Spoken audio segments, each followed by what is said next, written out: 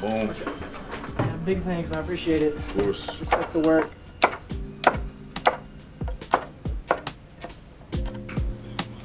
I think growing up, I had like a Me Too mentality. So I was always like, if he can do it or she can do it, then I can do it too. Earlier on in my career, like before anything actually happened for any of this, I was definitely competitive in skateboarding.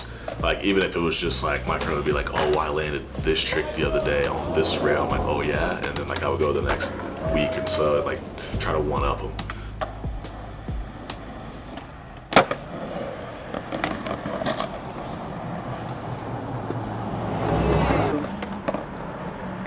The older I've gotten, I've just, I don't know, bro. I'm not satisfied with what I'm doing. Grown as a man and realized that that's not really important to me.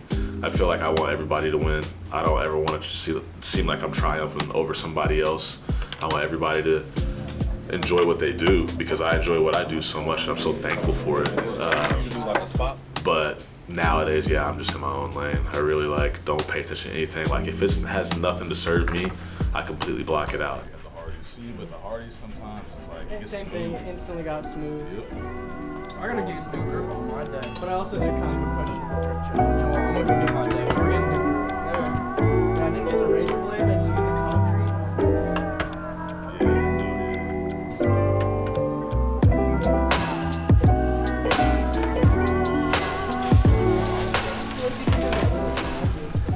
It's dangerous, bro. I'm about to start swimming money. Boom. So This is dangerous, bro. You need to stop instigating. I'm not instigating. I still think the king board over that low key.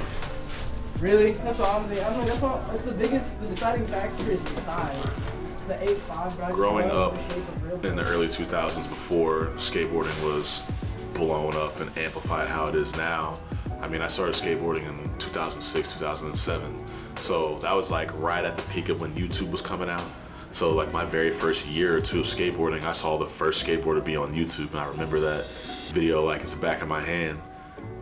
And even then we were like, so like your videos can go up on the screen like instantly pretty much? Like that was such a crazy like idea to me because back before you had to wait for 411s to come out and that was like a video magazine. You had to wait for Thrasher to get there, you had to wait for CCS to get there. All the ads of everything that had been shot over the last year or two.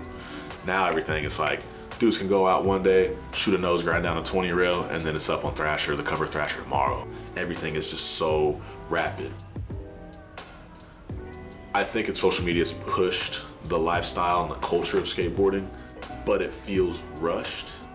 And I feel like it's not as appreciated and it's not held on to near and dear as it once was. So as soon as like that the iPhone 5 came out in 2013, 2014 is when skating took a huge shift. And it was like magazines were going under. I just feel like social media has pushed it in a way where it's very good because a lot more people are getting exposure that they wouldn't have gotten before. But at that same time now it's just oversaturated. So like everything's here today, gone tomorrow. So I feel like it's really cool living in a place like Indianapolis where it's a blank canvas. Like there hasn't been a lot that's been done as far as skateboarding and shops go. Don't get me wrong, respect to like the dudes who came before, like Rise and Buddy and all those guys that were doing so much for the scene. It was a very slow and steady campaign that they had going on where like we have to put out any and everything that we can as much and as fast as possible just to stay relevant.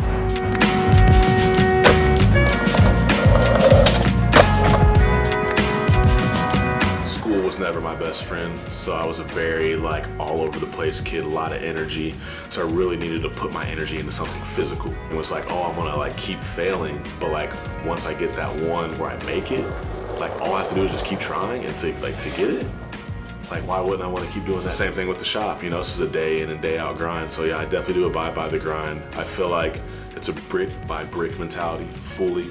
I don't think there's any sort of shortcuts. Like you have to go through these things to be able to get to where you want to be. The park, that was kind of something that was like in the making for a long time. I mean, even before the park was built, we would all meet up at Lawrence Park and like skate the curbs, skate the bleachers and stuff like that.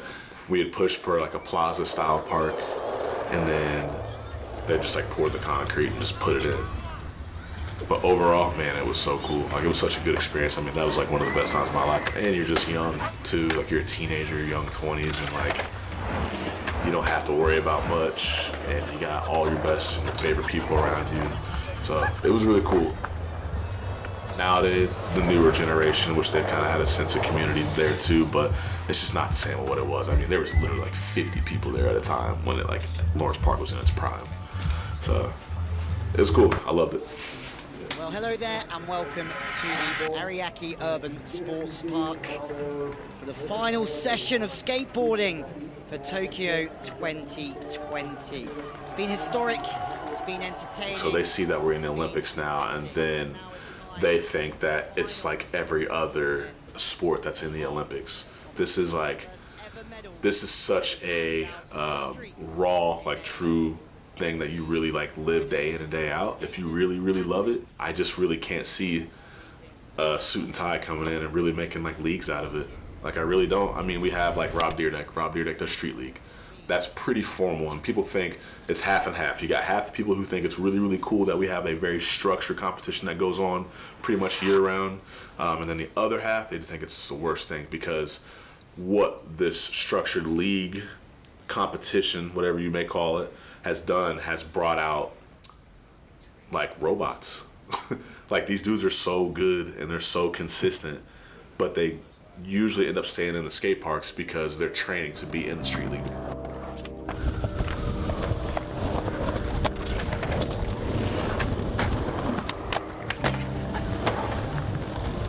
I would rather just go out in the streets, skate with my friends, film video projects, and put those out. I feel like that's more of the raw core side of skateboarding. I would never bash that because I've tried the competition side of things.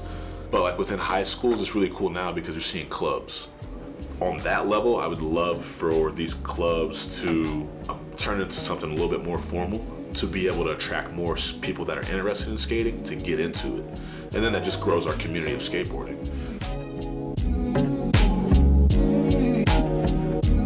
As far as Verse goes having an impact in the community, I just want people to, when they think of that name and this brand, I want people to think of like doing the impossible.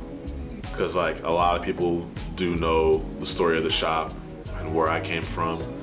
And I mean, I had all the odds against me, literally, and I still do to this day, to this very second. And if I like was to leave anything behind and people were to think of this name and this shop and this business and the community, the sense of community that we're putting around, is like keep pushing like through all the adversities. And so I feel like that's probably the most important, like high held attribute of this whole business that I hold near and dear.